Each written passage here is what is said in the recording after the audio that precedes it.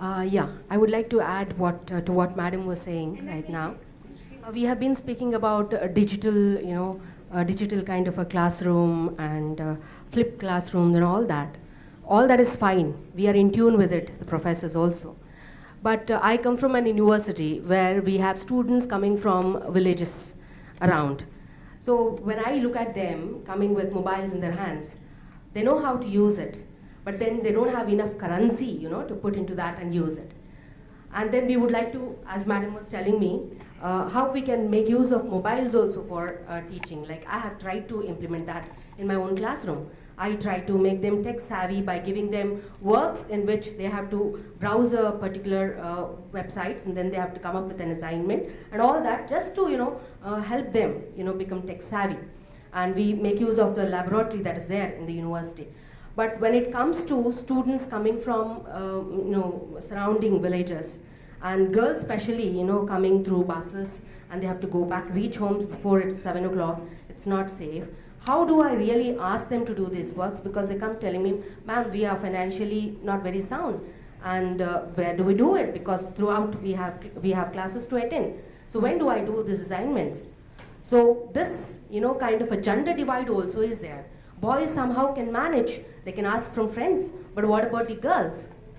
So on the one hand, we are here at Delhi talking about all these things that is going on in Hong Kong and all that, coming from a place like Belgaum, and that, of course, Belgaum is a city, it's a smart city, it's one of the smart cities.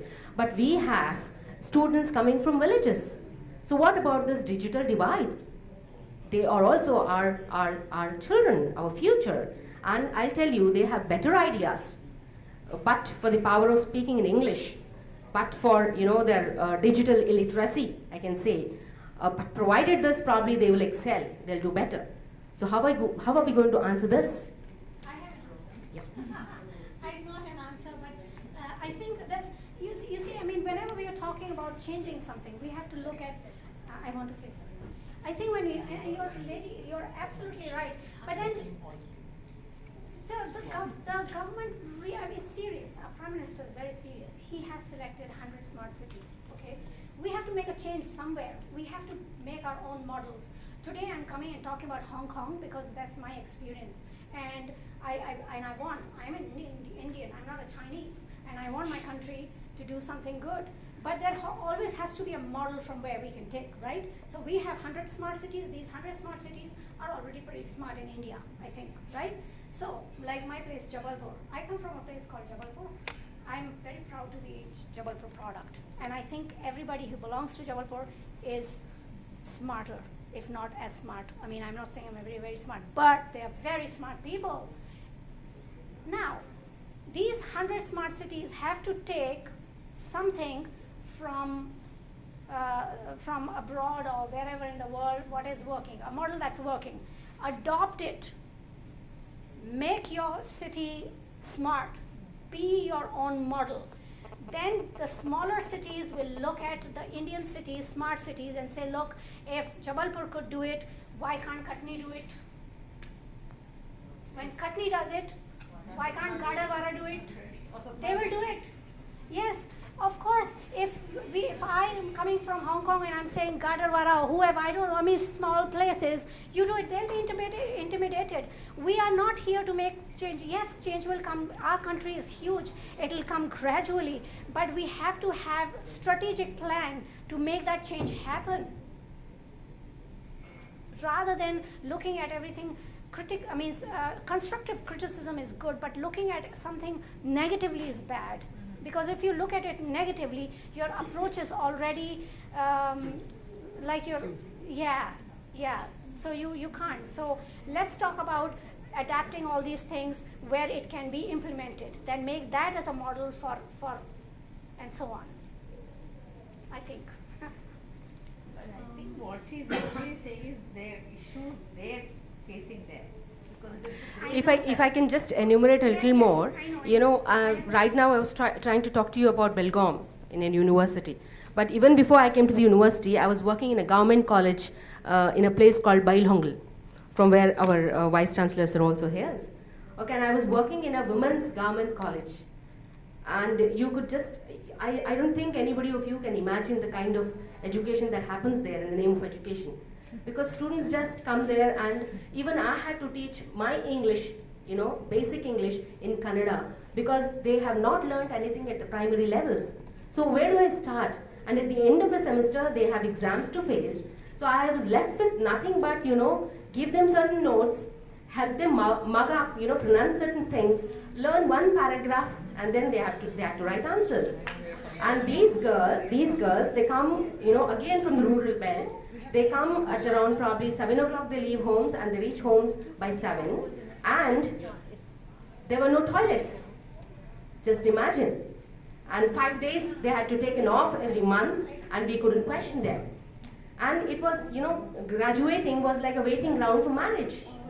So when this is the society and we are trying to train them, from where do we start? So these are my problems. I don't know how you could answer.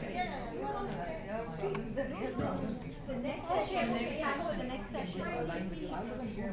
Anyway, sorry to keep you. Keep you. Let's go. It's finished. Education, so they're controlled. I know. Yes. We need to finish. Rita, I think that gentleman there had something to say. Yes, Peter. Yeah. I want to say We are something. keeping Can I say best something? for last. I can. Oh, wow. Thanks. You're very generous. It's all right. Thank you for all the inspiring thoughts and speeches. My name is, I'm going to be in the front just quickly and just be very quick, because I know you all want to ask questions. I'm going to ask some too. Well, actually, I'm going to give you some kind of remarks. My name is Peter Liljehöök, and I'm from a little small country called Sweden. It's up in the north in Scandinavia, and we used to be known for very good education in Sweden, right, worldwide, and we were in the top, I think, in the top 5 when it comes to education in the world. The Swedish system was very world famous for education, right? What happened is, and I hope I can't speak for the Indian schools, even if I'm half Indian, but my heart is divided between Sweden and India. But I can say as this Swedish system has been declining, or the education system has gone down rapidly. So we are not in the top anymore. We actually, in Europe, we consider one of the bottoms right now, which is a big problem, of course. Now, what we're doing in Sweden, we're looking at another part. We're looking at a neighboring country, used to be Swedish ones. Anyway, that's Finland. And I'm sure some of you know that Finland has one of the highest, best educational system in the world. And I think they're like number 1 maybe, I don't know. Might be Hong Kong, might be China, might be, I don't know, but it's on the top. And we are wondering, what are they doing in China? What are they doing in Finland or Finnish? And we don't even speak the same language. We're close to Denmark, Norway, and Sweden. We speak kind of, they're agrarians. We don't, but we, in the heart is Finnish and Swedish. We've been together for many, many hundreds of years. So look, what are they doing there? This country is so quiet. They don't say anything. They drink a lot of vodka. Then they get happy. We drink a little vodka, then we get sad. So we're looking at the system and we wonder what they're doing. And we're looking at the Swedish system. And now what I see is a problem right now. This is not the question, I'm just giving you a short, brief moment of what we see in Scandinavia. Maybe that could be an inspiration for India. We have a big problem, and that is the status of the teachers. It's just gone down the drain in Sweden. I think the status in India for teachers are much higher, all right? Because that used to be in Sweden, like the old system a bit, like the teacher was something, the doctor and the teacher, and even the nurses, or any medical system, those were the high ranking, this is what people you looked up to, so this is like a house guard. We need to get education. Big problem right now, the status, and there's a low income trade. Nobody wants to be a teacher in Sweden. Kids today, they want to be famous. And that goes for India also. That goes for that's a big problem. It goes for the whole world. They want to be famous. They want to be in the telly. They want to be a docu-soap or a Bollywood star or a Hollywood star, or just be known and seen, for their own beliefs. This is something we need to change rapidly. We have a big problem with engineers in Sweden. We don't get them to study because, it's just a big problem everywhere. So what we doing? What can we do about that? Yeah, we're trying to get them and raise the income. We have lots of immigrants right now in Sweden. I don't know if you know about of course you know about the Syria conflict. So now I'm going to wrap it up quickly. Rita, you had a point there with taking the model from somewhere else and trying to adapt it, and of course Indify it, because you have an amazing system. You're the country, or India is a country of algorithms, mathematics, and all the stuff that you're the first forefront runner on that subject. So I think, maybe look at the Finland model. We are surely doing that.